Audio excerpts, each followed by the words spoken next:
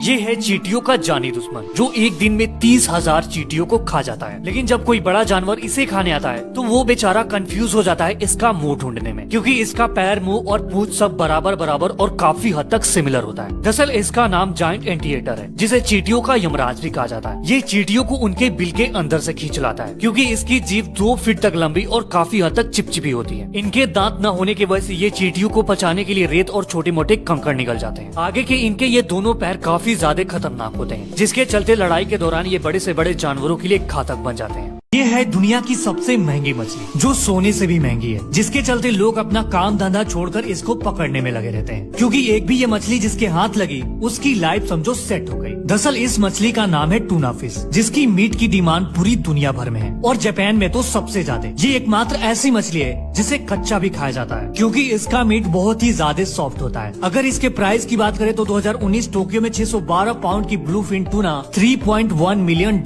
में बिकी थी, जो इंडियन करेंसी के हिसाब से लगभग 27 करोड़ रुपए होते हैं। ये है हम इंसानों के चचेरे भाई, क्योंकि ये अपने डीएनए का 97% तक हिस्सा हम इंसानों के साथ शेयर करते हैं, जिसके चलते ये हमारे सबसे करीबी और जिंदा रिश्तेदारों में से एक बन जाते हैं। इसमें कोई शक नहीं है कि ये बहुत ही ज्यादा बुद्धिमान होते हैं और कई बार इन्हें जंगलों में औजारों का इस्तेमाल करते देखा गया है। जैसे खाने के लिए कीड़ों को पेड़ से निकालने के लिए ये छड़ियों का इस्तेमाल करते हैं, यहाँ तक कि पानी पीने के लिए ये बर्तन के रूप में पत्तियों का इस्तेमाल भी करते हैं। इनका नाम बोर्नियन ओरेंगटन है, जो अपने बच्चों को सबसे ज्यादा पूरे 8 साल तक पालते हैं।